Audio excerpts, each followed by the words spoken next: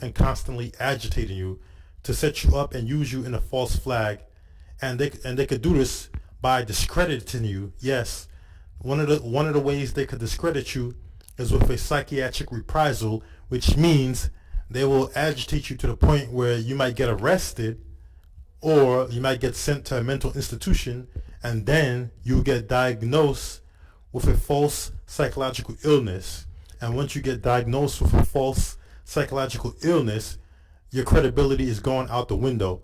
And after that, after they have your psychological credibility go out the window, they might actually increase the attack even more, because now nobody's going to believe you.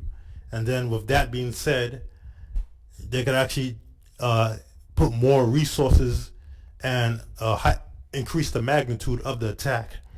And that's why they always have perps around you, so the perps can act as false witnesses for the government.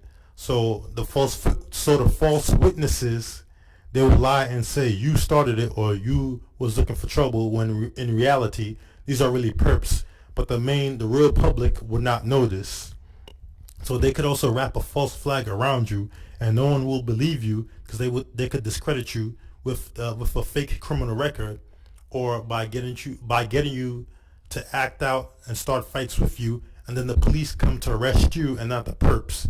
And so now you got this criminal record from the perps provoking you, or you got to face a fake psychological diagnosis, and no one's gonna believe you anymore, and they can paint you out to look like the crazy. Also, by using the targeted individual as an asset for a false flag, it is a way for the government to fulfill their agenda and at the same time dispose of you in a way where it makes it look like you were responsible for your own downfall, when it was really covertly manufactured and set up by the government. Now, the gang stalking program has nothing to do with preventing terrorism or crime. It's more of a way of creating terrorism and crime in a covert way, and to make it look like the government will be the heroes and come to save the public. It's basically like a problem, reaction, solution. And one way I could explain this to targeted individuals is look at the Orlando shooting. Now, the Orlando shooting, why do I use this example? Well, here's why. With the Orlando shooting, you had Omar Martin, who was the guy who allegedly shot the 50 people in the club, who happened to all be in the LBGT community. He happened to shoot all of these people. He killed 50 people, allegedly, and he wounded 53 others. Now, here's the thing about that.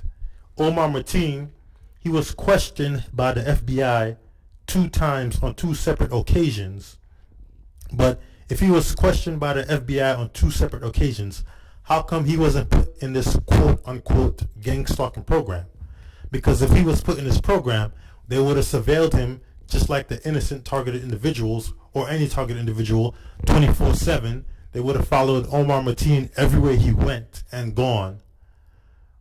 But yet they didn't. They felt like he didn't need it to be surveilled by the FBI. But here's the thing about it, though.